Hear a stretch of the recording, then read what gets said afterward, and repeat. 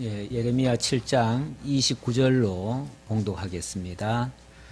너의 머리털을 베어버리고 벗은 산 위에서 통곡할지어다. 여호와께서 그 노하신 바 이 세대를 끊어버리셨음이라. 여호와께서 말씀하시되 유다 자손이 나의 눈앞에 악을 행하여 내 이름으로 일컬음을 받는 집에 그들의 가증한 것을 두어 집을 더럽혔으며 흰놈의 아들 골짜기에 도벳 사당을 건축하고 그들의 자녀들을 불에 살랐나니 내가 명령하지 아니하였고 내 마음에 생각하지도 아니한 일이니라.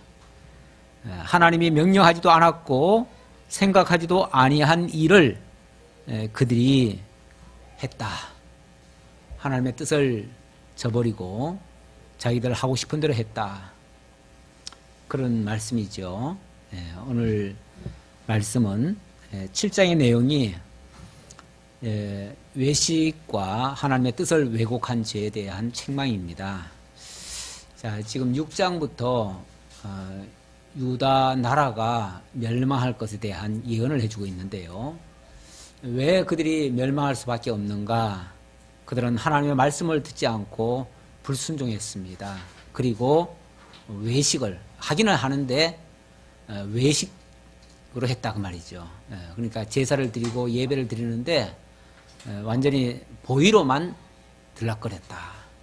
성전 생활은 열심히 했는데 그것이 하나님 보이려고만 하고, 그리고 여기가 성전이다 여기가 성전이다 그랬는데 그거는 완전히 엉터리였다는 그 말이죠.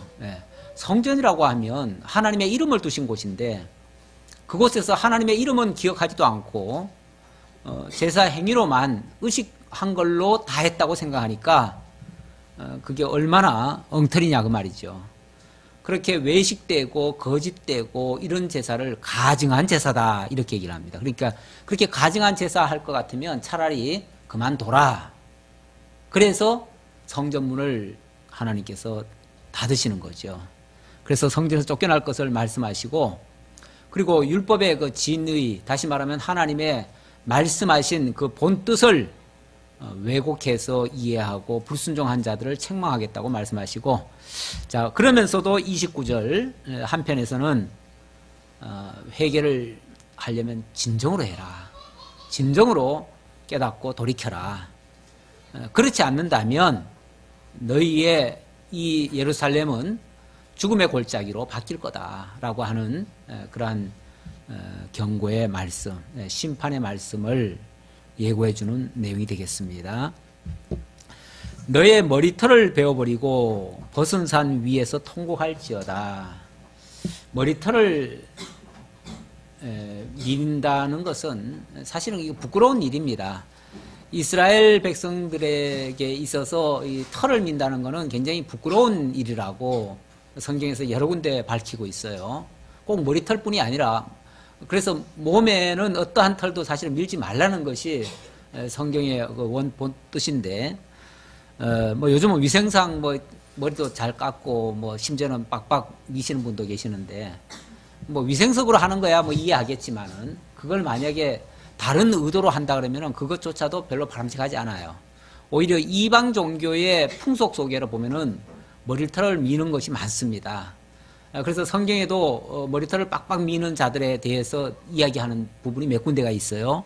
근데 여기도 마찬가지예요. 여기도 너희 머리털을 베어버리고, 물론 이거는 이제 진정한 회개를 하라는 얘기예요. 진정한 회개라는 의미에서 이제 그렇게 하는 건데, 우리가 죄인이라는 그 심정에서 만약에 진정으로 회개하려면은 원래 좋은 옷도 다 벗어버리고 베옷을 입고 이렇게 또 머리털도 밀고 뭐 이렇게 이제 뭔가 하나님 앞에서 회개한다는 의미에서 그렇게 한다는 것은 뭐 괜찮은데, 이걸 만약에 다른 목적에서 한다 그러면은 그것도 바람직한 건 아니죠. 오히려 이방 종교의 풍속 속의 하나라고도 볼 수 있는데, 이거는 이제 지금 너희들의 신세가 그 모양 될 거다라는 의미에서 하는 말이에요. 그 예루살렘이 어쩌면은 민둥상처럼 그렇게 벌거벗겨질 것을 경고하는 그런 말씀입니다. 그렇게 되는 이유는요, 여호와께서 말씀하시되 유다 자손이 나의 눈앞에 악을 행하여 내 이름으로 일컬음을 받는 집에 그들의 가증한 것을 두어 집을 더럽혔기 때문에 그렇다. 여호와의 성전 안에서 하나님의 이름을 되새김질하지 못하고 거기서 종교적 의식만 행하고 하나님은 잊어버린 채 행동을 했기 때문에 거기에 대해서 이렇게 표현을 하는 겁니다. 원래 성전이라고 하는 것은 무슨 제사 드리는 장소가 아니에요. 제사 드리는 장소가 아니고 거기는 하나님의 이름을 기억하는 곳이에요. 그래서 굳이 거기를 가야 되는 이유는 그곳에서 하나님이 약속을 하시고 그곳에서 당신의 이름을 기억하도록 하셨기 때문에 그렇죠. 오늘날 예배당에서도 사실 우리 여기 와가지고 하나님을 제대로 배우지 않는다면 교회 오는 의미도 별로 없지요. 그런데 어떤 사람들은 인사차 오는 사람도 있어요. 하나님께 그래도 주일날은 가서 하나님한테 인사는 해야지 그냥 어떻게 집에서 빈둥빈둥 걸 수 있냐 이래가지고 오시는 분들도 있는데 사실 그건 별 의미는 없습니다. 그런 식이라면 별 의미는 없어요. 진짜 여기 와서 진짜 하나님이 살아계시구나, 진짜 하나님이 우리와 함께 하시는구나, 정말 하나님이 역사하셨구나, 이런 걸 배워야죠. 그런 걸 깨달으라고. 그걸 여호와의 이름을 기억한다 그렇게 얘기를 해요. 여호와의 이름을 거기다가 두신 곳이 바로 성전이다. 자, 내 이름으로 일컬음을 받는 집에 그들의 가증한 것을 두어 집을 더럽혔으며 흰놈의 아들 골짜기에 도벳사당을 건축하고 그들의 자녀들을 불에 살랐나니 그들의 자녀들을 불사른다 이런 것은 원래 기독교 안에는 없는, 율법에는 없는 내용이거든요. 근데 이방 풍습에는 그런 게 있습니다. 이방 풍습에는 원래 사람을 제물로 바치는 행위도 있어요. 그래서 진짜 사람을 죽여서 바치는 경우도 있지만 그걸 의식적으로 하는 경우도 있어요. 그래서 실제로는 사람을 안 죽이지만 불을 해놓고 불을 지나가게 만들고 그렇게 해서 정결하게 됐다고 하는 표식으로 그렇게 하는 경우가 있는데, 이제 그렇게 완전히 하나님을 기억해야 될 성전이 그렇게 우상 신전처럼 돼가지고 하나님은 잊어먹고 엉뚱한 것을 이제 추구하고 있다, 그런 의미에서 하는 말이죠. 그렇기 때문에 33절 이 백성의 시체가 공중의 새와 땅의 짐승의 밥이 될 것이나 그것을 쫓을 자가 없을 것이라. 시체가 공중의 새와 땅의 짐승의 밥이 되는데도 아무도 그걸 막을 자가 없다 그 말이죠. 그때 내가 유다 성읍들과 예루살렘 거리에 기뻐하는 소리, 즐거워하는 소리, 신랑의 소리, 신부의 소리가 끊어지게 하리니 땅이 황폐하리라. 더 이상 그 땅은 폐허의 땅으로 바뀌어서 이제 모든 기뻐하고, 그동안 뭐 다 아무것도 모르니까 그냥 기뻤어요. 그냥 좋은 대로 살았어요. 멋대로 살았어요, 한마디로. 그랬는데 이제 그때가 되면, 하나님의 심판의 때가 되면 더 이상 이곳에서는 그런 모습을 못 보게 될 것이다. 전쟁이 벌어지거나 적군이 쳐들어오거나, 실제 예루살렘을 그 바벨론군이 쳐들어왔을 때는요, 성을 에워싸고 몇 년간을 완전히 에워쌌기 때문에 그 안이 완전히 굶주렸습니다. 나중에는 뭐 심지어 먹을 게 없으니까 정말 배설물 같은 것도 먹고, 나중에는 진짜 자식들까지도 잡아먹는 그런 비참한 일도 발생을 했지요. 그러니 거기에 무슨 웃음이 있겠으며 잔치가 있겠으며 결혼이 있겠으며 그런 좋은 일들이 어디 있겠어요. 그런 것들이 이제 완전히 자취를 감추게 될 것이라고 하는 그런 예고의 말씀이죠. 자, 8장에서부터 10장까지는 역시 멸망에 대한 예언인데, 그 중에서 지금 무슨 죄 때문인가를 지금 얘기하는데, 세 번째는 거짓에 속고 배역한 죄에 대해서 책망을 하는 장면입니다. 거짓에 속았다.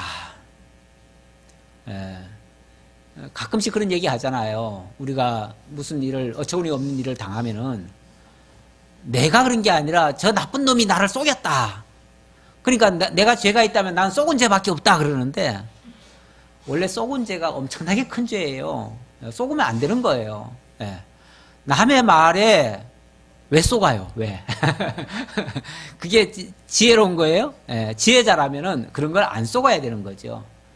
원래 세상은 악한 마귀가 공중 권세 잡고 있어요. 그래서 늘 악의 권세가 우리를 속이고 있어요. 속이고 있는데 내가 실수하고 내가 잘못했더라도 마귀에게 속아서 당했을 가능성이 많거든요. 그걸 누구 탓을 해요? 누구한테 원망을 해요? 내가 미련한 걸, 내가 어리석은 걸. 내가 어리석고 미련하다는 것은 하나님의 말씀에 내가 귀 기울이지 않았거나 하나님의 뜻을 제대로 몰랐거나 어쨌든 하나님의 뜻을 내가 제대로 알지 못했기 때문에 그런 것들에게 속은 거죠. 내가 하나님의 말씀에 굳게 서 있지 않으면 우리는 끊임없이 속을 수밖에 없어요. 그래서 지나놓고 알지요. 아차, 그때 내가 또 실수했구나. 또 미련한 짓을 했구나. 내가 바보같이 그랬네 또. 그게 뭐 딴 뜻이 아니고요. 내가 말씀에 완전히 붙들려 있지 않아서 그래요. 말씀에 붙들려 있다면 그렇게까지는 속을 리가 없지요. 없는데 그래도 우리가 뭐 깨어 있는다고 해서 항상, 그래서 깨어 있으라고 그러죠. 항상 깨어 있으라 그러는데 깨어 있는다고 해서 우리가 뭐 24시간 정신 말짱하게 있을 수는 없잖아요. 뭐 피곤하면 누워 잘 수도 있고 또 사람이라는 게 원래 좀 편한 걸 찾아가잖아요. 아무래도 육신이 연약하기 때문에 편한 걸 찾는데 기왕이면 크게 말씀에 벗어나지 않는다면 좋은 쪽으로 가려고 하죠. 그냥 편한 대로 가려고 하죠. 그러다 보면 그냥 어느 순간, 그러니까 잠시 그 말씀에 천착되지 못하면, 거기에 붙들려 있지 않으면 그냥 속을 수도 있다. 그런데 그 속은 죄가 크다는 것을 이야기를 합니다. 8장 1절로부터 3절의 말씀에서는 죽은 자는 순환을 당해서 물론 죽겠죠. 그러나 살아있는 자가 오히려 절망할 것을 예고해 주는 그런 장면이 되겠습니다. 여호와의 말씀이니라. 그때 사람들이 유다 왕들의 뼈와 그의 지도자들의 뼈와 제사장들의 뼈와 그 선자들의 뼈와 예루살렘 주민의 뼈를 그 무덤에서 끌어내어 그들이 사랑하며 섬기며 뒤따르며 구하며 경배하던 해와 달과 하늘의 무별 아래에서 펼쳐지게 하리니, 이걸 부관참시라고 그러죠. 부관참시. 죽은 다음에 뼈까지 끄집어내가지고 요걸 보이는 거, 그걸 부관참시라고 그러는데, 그때가 되면 살아있는 자도 물론 고통이겠지만 죽은 자도 욕을 당할 것이다. 참 이 나라라고 하는 것이 우리가 뭐 이 세상 나라를 위해서 사는 존재는 아니잖아요. 그래도 세상 나라가 잘못되면 그 안에 있는 사람들도 다 같이 화를 입어요. 그래서 좋든 싫든 우리는 그 나라를 위해서도 기도할 수밖에 없어요. 그러니까 꼭 그 나라가 잘 돼야만 되는 게 아니라 어쨌든 평안하고 돼야지 우리도 그 안에 살기 때문에 우리가 살고 있는 그것을 유지하기 위해서라도 어쨌든 잘 되기를 기도하는 거죠. 그래서 우리 주변에 연관된 사람들, 또 나라 또는 세계 평화도 때로는 우리가 기도를 하지요. 어쨌든 다 평안하게 그래야 자기가 할 일을 하지요. 할 일을 하는데 우리가 평안하지 못하면은 내 할 일은 제쳐놓고 우선 거기에 급급해요. 항상. 당장 먹거리 없으면은 먹거리에 급급하잖아요. 그렇듯이 우리가 어려운 현실을 만나면 어려운 현실에 급급할 수밖에 없어요. 어쨌든 나라를 잃게 되어지면 이렇게 비참한 환경으로 바뀌어질 것을 이야기합니다. 그렇게 되어지면 그들이 사랑하며 섬기며 뒤따르며 구하며 경배하던 해와 달과 하늘의 무별 아래에서, 이 말은 왜 그들이 그렇게 수욕을 당할 수밖에 없었느냐를 얘기하는데 그들이 엉뚱한 것을 의지하고 추구하고 믿었다 그 말이죠. 하늘의 해와 달과 하늘의 무별 아래에서 펼쳐지게 한다 그랬으니까 그들이 하나님을 경배한 게 아니라 하늘의 별과 달과 해를 경배했다. 한마디로 우상 숭배했다 그 얘기예요. 우상의 범위는 여기는 물론 해, 달, 별들을 얘기했지만은 우상의 범위라고 하는 거는요, 자기 멋대로 하는 것도 우상이에요. 고집도 우상이고요. 완고한 것도 우상이고요. 하나님 말씀 안 듣는 것도 우상이에요. 결국은 다 쏘가가지고 우상에게 쏘가가지고 쓸데없는 것에 굴복한 거예요. 그러니까 하나님께서는 그들의 그 치욕스러움을 그들이 섬기는 그 우상 앞에다가 다 펼쳐놓고 봐라, 너희들이 의지하던 이 우상이 너희를 정말로 구원해 줬는가 아니면 너희를 이렇게 수욕을 시키는가 똑똑히 보라 그 말이죠. 그래서 하나님은 보란듯이 그들이 믿고 의지하던 자들을 앞에다가 벌거벗겨 놓겠다 그 얘기죠. 자, 그렇게 되어지면 그 뼈가 거두이거나 묻히지 못하여 지면에서 분토가 틀 것이며 이 악한 민족에 남아있는 자 무릇 내게 쫓겨나서 각처에 남아있는 자들이 사는 것보다 죽는 것을 원하리라. 만군의 여호와의 말씀이라. 이번에 세월호가 3년 만에 떠올랐는데 엊그제 보니까 뭐 뼈들이 많이 발견됐다고 그래요. 발견되고 드디어 뭐 한 사람의 신원은 밝혀졌다 뭐 이렇게 얘기가 나오는데, 그런데 밝혀지긴 밝혀졌는데 보니까 아무것도 없어요. 그냥 뼈만, 앙상한 뼈만 좀 있고 나머지 살들이 하나도 없어요. 하나는 옷을 입고 있었는데 옷 속에 있는 거는 그나마 뼈의 형태가 이렇게 이제 가지런히 있어가지고 누군지를 이제 알겠는데 그나마 살이 하나도 없어요. 불과 우리는 3년밖에 안 지났는데 얼마 안 된 것 같은데 그동안에 벌써 다 없는 거야. 진짜 뭐 뼈라고 하는 것도 물론 뭐 다 없어지겠죠. 그것도 없어져요. 그것도 지금 DNA 검사하는데 무려 한 달이 걸린대요. 원래는 그렇게 안 걸리거든요. 이미 그 안에 그 아주 내밀한 것들은 다 빠져나간 거예요. 다 빠져나갔어요. 빠져나가고 그야말로 진짜 별 쓸모없는 껍데기만 남아있는 거예요. 살짝 그것도 뼈의 껍데기도 조금 남아있는 거야. 그것도 그만큼 원래 인간은 뭐 사실 흙에서 왔어요. 흙에서 왔으니까 흙으로 돌아가는 건 정상이에요. 그건 정상인데 여기 본문에도 그 뼈가 거두이거나 묻히지 못하여 지면에서 분토가 틀 것이다. 물론 이거는 땅속에 묻혀있는 것조차도 뜯겨져가지고 그 부관 참시가 돼가지고 그것조차도 땅에 제대로 묻히지도 못할 것이다. 이제 그런 이제 어떻게 보면 저주 같은 얘기예요. 이 말은 저주 같은 얘기지만 원래 인간의 뭐라 할까 육체 구성 요소는 그냥 흙이에요. 흙이라서 그거에는 가치가 없어요. 솔직히 말하면은 그거 가지고 무슨 뭐 가치를 둘 것도 없어요. 엄밀하게 말하면 그게 정상적인 침몰이라면 제가 봤을 때는요. 어떤 사고든지 마찬가지예요. 정상적인 침몰이고 정상적인 사고라면요. 차라리 건질 것도 없어요. 막말로. 그렇잖아요? 뭐 건져봤자 뭐예요? 도로 묻을 건데. 기껏 건져내가지고는 뭐 하려고 건진 거예요? 도로 가로내가지고 도로 묻으려고 도로 분토 만들려고 하는 것밖에 더 돼요. 다만 그 과정에서 그래도 여전히 세상에서는 뭐라고 표현을 해놨냐면은 사망자가 304명 이렇게 된 게 아니고 사망자가 290 몇 명에다가 실종자 몇 명 이렇게 돼 있어요. 실종자는 아직 사망자로 안 쳐요. 사망자로.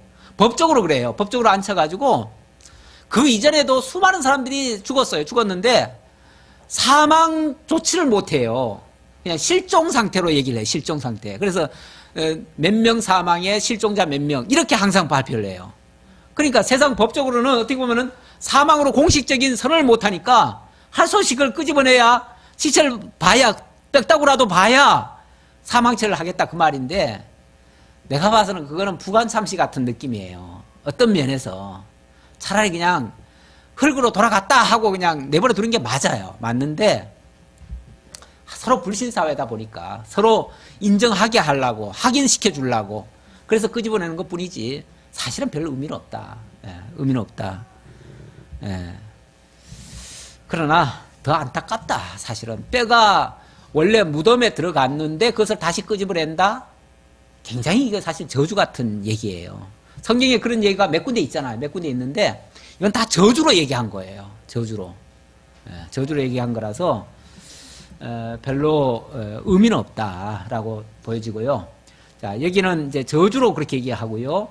이 악한 민족에 남아있는 자, 무릇 내게 쫓겨나서 각처에 남아있는 자들이 사는 것보다 죽는 것을 원하리라. 만군의 여호와의 말씀이니라. 그런데 솔직히 그 자식 돌아오면 좋겠다 싶지만은 막상 그거 보면요 더 고통스럽습니다. 산 자가 더 고통스러워요. 예. 원래 죽은 자는요 말도 없지만 죽은 자는요 평안에 들어갔어요. 그렇죠? 평안에 들어갔어요. 그 사람들은 뭐 좋든 싫든 이미 죽었고, 죽은 자는 이미 뭐 믿는 사람 같으면 아브라함 품에 지금 안겨 있어요. 그럼 평안에 들어갔거든요. 들어갔는데 그걸 다시 끄집어내는 거는요 너무너무 사실은 고통스러운 일이에요. 예. 그런데 어쨌든 그렇게 되어지면 산 자들은요 고스란히, 죽은 자는 그냥 얼른 죽고 말았어. 근데 산 자는 길이길이 이 고통이 뭐예요? 계속 그것이 반복되고 반복되고 아마 죽을 때까지 진짜 고통이에요. 그래서 어떤 사람은 그렇게 표현해요. 고통은 산 자의 몫이라고. 죽은 자의 몫이 아니에요. 죽은 자는 이미 죽음으로써 더 이상 고통 없어요. 그런데 산 자에게는 고통이 뒤따라와요. 계속. 그래서 죽은 사람이 불쌍한 게 아니고요. 우리는 죽은 사람이 참 불쌍하다 그러는데 죽은 사람이 불쌍한 게 아니라 산 사람이 불쌍해. 예, 산 사람이 불쌍해요. 예, 왜냐하면 그 고통을 고스란히 다 안아야 되니까. 죽은 자의 고통까지 더 안아야 되니까. 얼마나 고통스럽겠어요. 그나마 잘 죽었으면 괜찮아요. 잘 죽었으면 괜찮고. 그래서 가끔 보면은 이 예레미야도 아마 그 얘기 언젠가 나왔을 거예요. 이렇게 환란이 오기 전에 화액 전에 죽는 자는 복되도다, 이런 표현도 있죠. 그 시편에 보면 화액 전에 하나님께서는 성도의 죽음을 귀히 보신다. 그러면서 화액 전에 하나님께로부터 데려감을 당하면 그 사람은 복이 있다, 그렇게 얘기를 해요. 다시 말하면 큰 화를 안 당하고 만약에 빨리 죽는다 그러면 그것도 사실은 복일 수 있다, 그 말이에요. 복이고, 화를 당하고 그래서 나중에 길이길이 고생하고 그 다음에 마지막에 가서 비참하게 죽으면은 제일 고통스러운 거죠. 그래서 이 예레미야가 이런 경고할 때요, 제일 먼저 화액전에 죽은 사람이 누구죠? 요시야 왕이에요. 요시야는 사실은 선왕이거든요. 선왕인데 세상 사람들이 볼 때는 졸지에 죽어버려요. 이것도 아주 그냥 그렇게 선한 왕이고 정말 종교개혁하고 하나님 앞에 정말 바르게 하고 그런 사람이 왜 갑자기 전쟁터에 나가서 죽어? 그거 보고 어떤 사람은 그럴 거예요. 하나님이 살아계시면 어떻게 하나님 잘생기는 저 왕을 저렇게 갑자기 데려가냐고, 하나님이 서운하다고, 그러실 수 있냐고, 이럴 수도 있는데, 하나님은 뭐라고 그러냐면요, 내가 요시야를 사랑하기 때문에 화액당하기 전에 데려간다는 거예요. 그리고 그 다음에는요, 그 다음부터는 전쟁의 수렁에 들어가잖아요. 휘말려지잖아요. 그리고 나서 그 다음부터 왕 되는 자들은요 너무너무 고통스러운 거야. 마지막 왕은요, 시드기야는 자기 생전에 두 눈 뻘게 뜨고 자기 자식들 다 죽는 모습을 다 봐야 되고, 마지막엔 제 눈까지도 다 뽑혀가지고 끌려가야 돼요. 그게 산 거예요. 그게 죽는 것보다 훨씬 더 고통스러운 거죠. 그거야말로 저주 중에 저주죠. 예. 차라리 그냥 그 꼴 안 보고 죽는 게 훨씬 더 편하지요. 그래서 정말 산자들이 너무너무 이런 상황을 만나면 산자가 너무 고통스러울 거다라는 그런 경고의 말씀이에요. 예. 사실 그래도 그것도 무조건 나쁘다고 할 건 아니고요. 그게 뭐 하려고 그렇게 하시는 거지, 하나님이? 그렇죠. 돌아오라고, 회개하라고 지금 마지막 기회 주는 거예요. 그러면 그나마 그 고통 속에서 자기들의 죄악을 깨닫고 하나님께로 돌아오기만 한다면 그것도 결코 나쁜 건 아니에요. 그거 자체도. 그러니까 그 고통의 의미가 있다고요. 그 고통의 의미는 하나님께로 돌아오게 하기 위한 하나님의 마지막 지금 수단이거든요. 그들을 돌이키게 하기 위한. 그렇다면 그것도 사실은 좋게만 해석이 되어지면, 그 의미만 제대로 깨닫는다면 그것도 정말 좋은 일이에요. 좋은 일인데 제대로 못 깨닫는 사람은 그것조차 못 깨달아요. 못 깨달으니까 그게 정말 비참한 결과를 진짜 빚는 거죠. 자, 4절로부터 7절까지 이렇게 함에도 불구하고 고집 센 사람들은요, 진짜 금강석이야. 금강석은요, 뭘 갖다가 아무리 가서 문질러도요, 지는 안 따라요. 지는 안 따르고 건드리는 자들 다 깨져나가요. 예. 그래서 만약에 돌멩이에 치면, 돌멩이로 때리면요, 돌멩이가 갈라지지, 다이아몬드는 그게 금강석이라는 게 다이아몬드거든요. 다이아몬드는 안 깨져요. 그렇게 강해요. 철로, 아무리 칼로 내리쳐도 칼이 무뎌지지? 그러면 안 깨져요. 예. 이 완고한 자들의 모습을 하나님은 금강석 같다, 이렇게 표현하는데, 이렇게 정말 고집센, 정말 쓸데없이 고집 피우는 자들이 있어요. 너는 또 그들에게 말하기를 여호와의 말씀에 사람이 엎드러지면 어찌 일어나지 아니하겠으며 사람이 떠나갔으면 어찌 돌아오지 아니하겠느냐. 이건 그냥 일반 상식적인 얘기죠. 원래 사람이 길 가다가 넘어지면 일어나는 게 인지상정 아니에요? 또 집을 떠났으면은 때가 되면 돌아와야 되는 거 아니에요? 그게 정상이잖아요. 근데 어찌된 영문이지 너희들은 넘어져도 일어날 줄 모르고 집을 나가도 왜 집에 돌아올 줄도 모르냐 라고 지금 비유적으로 얘기하는 거예요. 이제 너무 완고한 자들, 너무 완고한 자들. 아니, 하나님이 그렇게 기회를 주고 뭔가 깨달으라고 그냥 시도를 하시고 뭘 하시는데도 못 깨달아. 안 돌아와. 끝까지 자기가 옳다고 주장해. 그런 사람들을 향해서 하시는 말씀이에요. 이 예루살렘 백성이 항상 나를 떠나 물러가면 어찌함이냐. 항상 나를 떠나간다는 말은 아예 가가지고 돌아오질 않는다 그 말이죠. 그게 항상 떠나간 얘기죠. 도대체 이제 돌아올 만도 한데 어떻게 이렇게 해도 안 돌아오냐 그 얘기죠. 그들이 거짓을 고집하고 돌아오기를 거절하도다. 거짓을 고집하고, 아니 우리가 주관이 분명해가지고요, 옳은 거에 대해서 절대 타협 안 하고 뭐 자기를 견고하게 지키면 괜찮아요. 그거는 우리가 진리를 위해서 고집 좀 쓰는 거는 괜찮아요. 고집이 무조건 나쁜 건 아니에요. 우리가 진리와 정의와 참에 대해서 만약에 우리가 좀 단호하게 결심하고 변하지 않고 이런 거는 좋은 거예요. 나쁜 게 아니에요. 그런데 틀린 걸 가지고 그냥 끝까지 우기는 거야. 아무리 하나님의 말씀으로 그거 잘못됐습니다, 회개하십시오, 돌이키십시오, 바로 하십시오, 아무리 일깨워줘도 들은 척도 안 해. 그리고 자기가 옳다는 거예요. 자기가 그러니까 우상이에요. 자기가. 자기 생각이 우상이에요. 자기 고집. 그래서 사무엘이 그랬나요? 완고한 것도 우상이라고. 자기 고집 쓰는 것도 우상이라고. 우상이 뭐 꼭 저 보이는 뭐 저 부처나 이런 것만 우상이 아니에요. 자기가 믿고, 그래서 그런 사람들은 내 주먹을 믿는다 그러죠. 내 주먹을 믿는다. 나는 아무것도 안 믿어. 난 내 주먹만 믿어. 그런 사람이 있는데 그 내 주먹이 하나님이에요. 그 사람한테는. 이제 그 주먹 한번 깨지는 날 봐야지요. 우리는 사실 너무 약합니다. 솔직히. 어디 한번 부딪히기만 해도 넘어지고요. 부딪히기만 해도 뭐 깨지고, 코 깨지고, 뭐 이마 깨지고, 뭐 별거 다 깨져요. 우리 단단한 데 하나도 없습니다. 빨리 우리 연약함을 알아야 돼요. 내가 고집이 얼마나 세다는 걸 알아야 돼요. 이 예루살렘 백성이 항상 나를 따라가 물러가면 어찌함이냐. 그들이 거짓을 고집하고 돌아오기를 거절하도다. 내가 귀를 기울여 들은즉 그들이 정직을 말하지 아니하며 그들의 악을 뉘우치서 내가 행한 것이 무엇인고 말하는 자가 없고 전쟁터로 향하여 달리는 말같이 각각 그 길로 행하도다. 원래 말이라고 하는 놈은요, 옆도 안 돌아보고 뒤도 안 돌아봅니다. 뭐 말하죠? 무조건이야. 무조건 달려가는 거예요. 그냥 무조건. 무조건 앞이야. 그냥. 뒤에서 그냥 때리면 무조건 달려가는 거예요. 욕심이 이끄는 대로, 뭐 자기 고집이 이끄는 대로 그냥 무조건 달려가는 거야.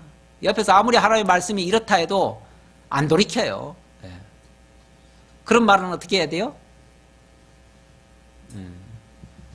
그래서 누군가 왜 김유신이가 그랬나? 김유신이가 무조건 앞으로 가려고 하는 말을 어떻게 해요? 할 수 없이 잡았지요. 예. 그 무조건 전쟁터로 달려가는 그 말, 각각 그 길로 향하도다. 공중의 학은 그 정한 시기를 알고 산비둘기와 제비와 두루미는 그들이 올 때를 지키거늘 내 백성은 여호와의 규례를 알지 못하는도다. 예. 공중의 학, 참 별 볼 일 없어 보이는 거, 초라해 보이는 그런 동물도 다 자기 때를 알고요. 때를 따라서 계절 따라서 이제 집도 돌아오고 또 뭐 할 일도 하고 그러잖아요. 하는데 인간은 그걸 거스르려고 하죠. 예. 그 어찌 보면 그런 것들은 그걸 뭐 자연에 순응한다 이렇게 표현하는데 사실은 자연의 순응이 아니고 하나님의 섭리에 순응하는 거죠. 하나님의 인도하심에 순응하는 거죠. 그런데 사람만은 정말 하나님의 그 말씀의 순종을 보편적으로 하나님 모르는 사람들 하는 얘기입니다. 보편적으로 참 안 하려고 그래요. 그리고 자기 생각이 곧 하나님이에요. 그래가지고 자기 생각대로 하려고 해요. 그런 면에서 만물보다 거짓되고 부패한 것이 인생이라 이렇게 예레미야가 나중에 그런 표현을 한 적도 있습니다. 인간이 사실 뭐 다른 동식물에 비해서 훨씬 더 IQ도 뛰어나고 모든 면에서 우월하죠. 우월한데 하나님을 거스르는 데는 1등이야. 그런 면에서 제일 패역하다.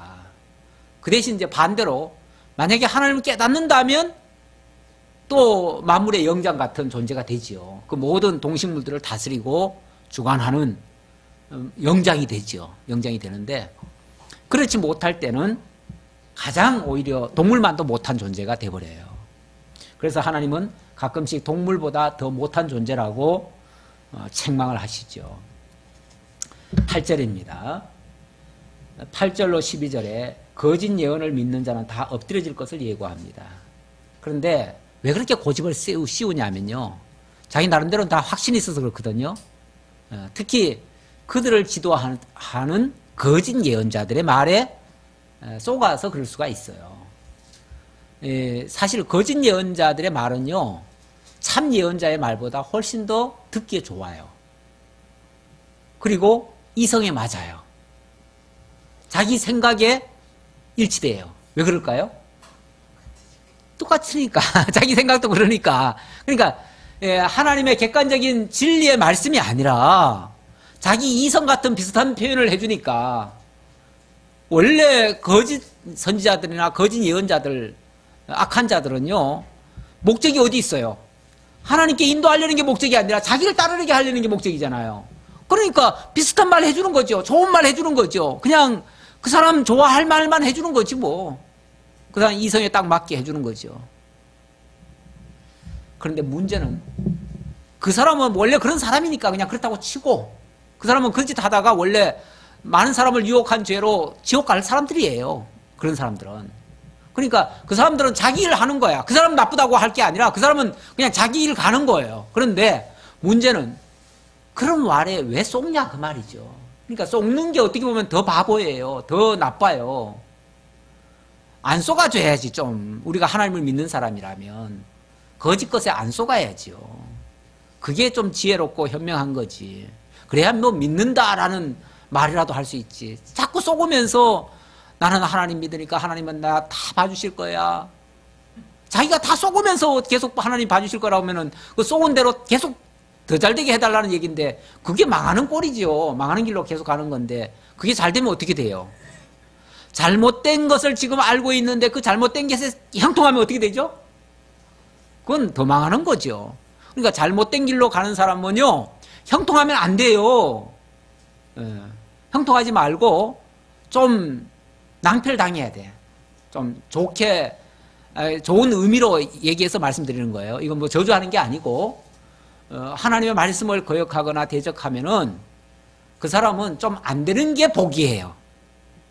그 사람이 그렇게 하나님도 모르고 세상만 쫓고 마귀에게 속아가지고 온갖 대적하는 행위를 다 하는데 그 사람이 만사 형통이다. 버린 자식이에요.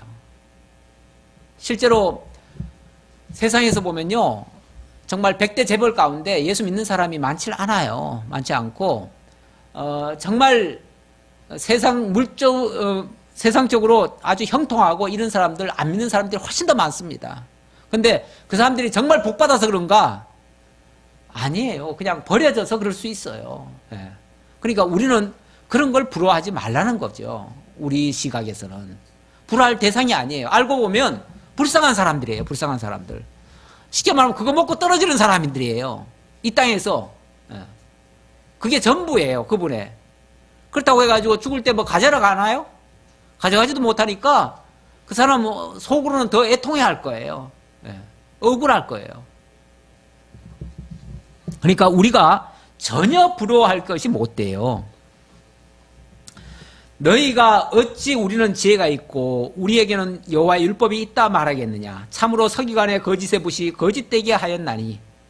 서기관의 거짓의 붓, 거짓되게 했다. 예, 서기관은 하나님의 말씀을 기록하거나 아니면은 뭐 왕의 말씀, 다 하나님의 역사를 기록하는 사람들이에요. 기록하는 사람들인데 그들이 이걸 제대로 안 한다는 거죠. 거짓의 붓으로. 다시 말하면 역사를 왜곡하는 거죠. 하나님의 뜻을 정확히 전달을 하는 게 아니라 달리 해석을 하고 달리 적는다는 거죠. 그걸 분별 못하면은 우리도 어리석은 자가 된다. 그런 말이에요. 지혜가 없다 그 말이에요. 어찌 우리는 지혜가 있고 우리에게는 여호와의 율법이 있다 말하겠느냐. 진짜 율법이 있고 지혜가 있다면 그런 걸 분별할 줄 알아야 되는데 그런 거 분별 못하면 지혜 없는 거죠. 지혜롭다 하는 자들은 부끄러움을 당하며 두려워 떨다가 잡히리라. 보라, 그들이 여호와의 말을 버렸으니 그들에게 무슨 지혜가 있으랴. 정작 하나님의 말씀을 모르고 뜻도 모르고 그렇게 가다가 당한다면 그게 무슨 지혜냐 그 말이죠. 예. 그들이 여호와를 버렸기 때문에 그들에게 지혜가 없다. 지혜가 무슨 지혜가 있느냐 이렇게 얘기를 했는데 지혜가 없다 그 말이죠. 속는 자들은 지혜 없는 자들이다 라는 말이고요. 그러므로 내가 그들의 아내를 타인에게 주겠고 그들의 밭을 그 차지할 자들에게 주리니 그들은 가장 작은 자로부터 큰 자까지 다 욕심내며 선지자로부터 제사장까지 다 거짓을 행함이라. 10절에 그들의 아내를 타인에게 주고 그들의 밭을 차지할 자들에게 주겠다라고 하나님 말씀하시는데 일찍이 신명기에서 보면 하나님께서 그렇게 예언한 장면이 있어요. 그 예언했을 때 하나님께서 그런 말씀을 하셨지요. 신명기 26장 30절에 예언된 말씀인데 하나님의 뜻을 계속 거스리면 그들의 아내를 타인에게 넘겨주겠다. 그리고 그들의 밭도 타인에게 넘겨주겠다 그랬는데 이 아내와 밭이라고 하는 것은 어떻게 보면 그 사람의 전부예요. 전부인데 그 전부를 다 넘겨줘 버려서 결국 남이 차지하게 하겠다. 이렇게만 하셨는데 이게 이제 저주받는 모습의 내용이 되겠습니다. 그렇게 할 것이라고 일찍이 하나님께서 예언을 하셨는데 예고를 하셨는데 이제 역사적으로 그렇게 될 거다 그 말이에요. 그렇게 될 거다 그 말이죠. 왜 그렇게 되느냐? 그들이 여호와의 말을 버렸기 때문에 그렇다 그 말이죠. 여호와의 말을 버렸으니까 그렇다. 그러면서 그들은 작은 자로부터 큰 자까지 다 욕심내며 왜 그들이 버렸는가에 대한 답인데요. 욕심냈기 때문이다. 원래 아까 우리 사석에서도 잠깐 그런 얘기를 주고받고 했는데 누구에게 속았다는 것은요. 그 사람도 나는 정직하게 했는데 저 사람이 날 속여가지고 내가 속았습니다. 이렇게 말 못하는 게요. 그 사람도 욕심이 없으면요. 절대 그 말에 안 넘어갑니다. 근데 그 말에 넘어갔다고 하는 거는 내게 욕심이 있었기 때문에 그 말이 달콤하게 들려왔던 거예요. 그래서 그렇게 가면 좋겠구나. 나도 누이 좋고 매부 좋겠구나 라는 생각에서 그냥 덥석 물은 거예요. 근데 그게 알고 보니까 그게 미끼였던 거죠. 그 미끼를 그냥 무는 순간 코가 딱 걸려가지고 원래 낚시 바늘에 딱 걸리면 어떻게 돼요? 예, 요동을 못 쳐요. 그 다음부터는 그냥 상대방이 끌고 가는 대로 그냥 끌려갈 수밖에 없어요. 예. 악한 자가 정말 달콤한 거 가지고 유혹하잖아요. 유혹할 때에 거기에 넘어가면 발버둥 칠 수도 없습니다. 예. 발버둥 치면 더 빠져들어가요. 더 빠져들어가요. 예. 그러니까 미리 분별을 할 줄 알아야지 이미 끌려간 다음에는 사실은 이미 늦은 모습이나 마찬가지죠. 소용이 없지요. 그런데 욕심을 내 가지고 작은 자부터 큰 자까지 다 욕심내고, 그러니까 저 위에 있는 사람만 잘못됐다는 게 아니에요. 그 위에 있는 사람을 지금 시대로 말하면은 우리가 다 뽑아준 거 아니에요. 우리도 욕심이 있으니까 뽑아준 거예요. 그러니까 그 사람만 탓할 게 아니라 우리도 똑같이 우리가 어리석었다라고 반성을 해야 돼요. 그러니까 작은 자로부터 큰 자까지 다 욕심내가지고 선지자로부터 제사장까지 다 거짓을 행하는데 그냥 거기 다 딸려간 거다. 욕심이 없었다면 절대 안 당했을 텐데 욕심 때문에 같이 끌려간 거다. 그들이 딸 내 백성의 상처를 가볍게 여기면서 말하기를 평강하다 평강하다 하나 평강이 없도다. 그들이 진짜 백성들을 위해서 그렇게 했겠어요? 아니면 자기의 안위를 위해서 그렇게 했겠어요? 아마 자기의 목적을 이루기 위한 수단으로서 백성을 이어해야 되겠으니 백성들한테는 걱정하지 마. 잘할 수 있어. 하면 돼. 내가 해줄 거야. 그리고 평안하다 평안하다 해준 거예요. 아무 문제 없듯이. 사실 선지자의 입장에서는요, 듣든 아니 듣든 싫은 소리 할 수밖에 없어요. 바른 소리 할 수밖에 없어요. 그냥 우리 듣기에 다 좋은 소리 할 것 같으면 그런 소리는 뭐 교회 안 와도 사실은 들을 수 있어요. 좋은 소리는 많잖아요. 세상에 얼마나 많아요. 예. 교회만 와서 꼭 좋은 소리 하는 게 아니에요. 어떤 사람들은 교회 가면 다 좋은 소리 하니까 그냥 다녀, 괜찮아, 그냥 이렇게 말하시는 분도 있는데 실제 교회는 꼭 좋은 소리만 하는 게 아니에요. 우리 이성에 맞는 소리만 하는 게 아니에요. 어떨 때는 거슬리는 소리도 들려요. 내 막 가슴을 후벼 파는 소리도 할 수 있어요. 경우에 따라서. 그렇잖아요. 네. 우리의 이성을 완전히 그냥 막 마비시키듯이 기존에 알고 있던 지식을 뒤엎어버리는 그런 말씀도 있을 수 있어요. 그럴지라도 나를 치는 설교가 될 수가 있고 나를 뒤집어 놓는 그런 것이 될 수 있어도 그게 정말 참이라고 받아들일 수 있는 정도가 돼야 진짜 우리가 바르게 가는 것이지. 나 좋은 소리만 듣기로 하면요, 그리고 싫은 소리만 하면 그냥 삐져버리면은 말씀 못 듣습니다. 솔직히 못 고칩니다. 하나도 안 고쳐져요. 그러니까 우리 훈련부터 사실은 좀 돼야 됩니다. 절대 평강하다 평강하다 하는 말, 이거 옳은 말 아닙니다. 근데 세상의 모든 그 사람들은 다 이런 소리만 하려고 하죠. 듣기 좋은 소리만 하고. 그들이 가증한 일을 행할 때 부끄러워하였느냐? 아니라 조금도 부끄러워하지 않을 뿐 아니라 얼굴도 붉어지지 아니하였느니라. 근데 사람은요, 원래 거짓말하면 얼굴이 좀 얼겁게 돼야 되거든요. 그게 정상이거든요. 근데 원래 사기꾼들은요, 얼굴도 색깔도 안 변해요. 그러면서 너무나 뻔뻔하게 그냥 얘기를 하기 때문에 다 사실인 줄 알고 다 믿고 들어가죠. 그러니까 너무 그렇게 아주 그냥, 이런 사람은요 아주 전문 사기꾼이에요. 얼굴도 안 변하고 하는 사람들은 전문 사기꾼이에요. 근데 이게 어설프게 하는 사기꾼들은 뭐 하려고 하면 그냥 얼굴이 붉어져 가지고 금방 탈로 나요. 그래서 쉽게 그렇게 안 따라가죠. 쉽게 안 따라가는데, 지금 그들은 가증한 일을 행할 때 부끄러워도 안 했대요. 얼굴도 안 붉어졌대요. 아주 얼마나 막 표독스러울 정도로 독한지. 거짓말도 너무 뻔뻔하게 하고 틀린 말을 너무 막 그럴듯하게 해가지고 사람들까지 다 속여 넘어가도록 했다고 말이죠. 그러므로 그들이 엎드러질 자와 함께 엎드러질 것이라. 그래서 그들이 넘어질 때는요, 혼자 넘어지는 게 아니라 그 말을 믿고 따랐던 자들까지 다 같이 넘어뜨린다, 그 얘기예요. 다 함께 넘어질 것이라. 내가 그들을 벌할 때 그들이 거꾸러지리라. 여호와의 말씀이니라. 그래서 하나님이 때가 되면 그들을 거꾸로 들이시는데 다 함께 멸망할 것이다. 13절입니다. 우리 한번 13절부터는 좀 교독을 해볼까요? 여호와의 말씀이니라. 내가 그들을 진멸하리니 포도나무에 포도가 없을 것이며 무화과 나무에 무화과가 없을 것이며 그 잎사귀가 마를 것이라. 내가 그들에게 준 것이 없어지리라 하셨나니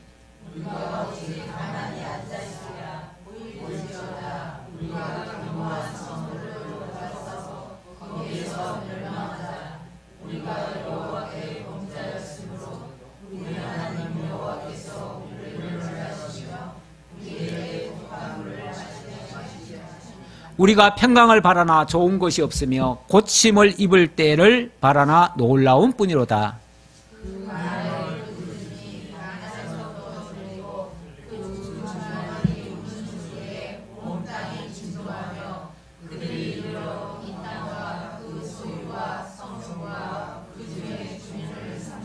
다 같이 여호와의 말씀이니라. 내가 술법으로도 제어할 수 없는 뱀과 독사를 너희 가운데 보내리니 그것들이 너희를 물리라 하시도다.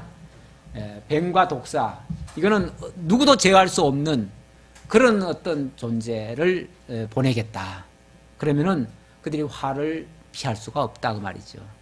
아무도 통제 못하는데 어떻게 누가 피할 수 있겠어요?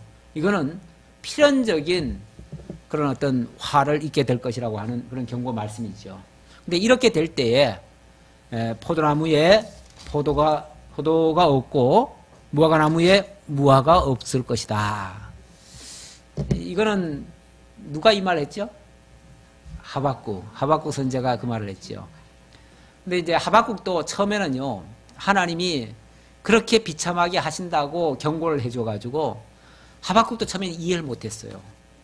하나님이요, 하나님은 공의로우신 분이고 우리를 사랑하시는 분이신데 어떻게 저 악한 자를 동원해다가 우리가 아무리 죄를 지었기로서니 어떻게 우리보다 훨씬 더 악한 저 바벨론을 들어다가 우리를 치실 수 있습니까?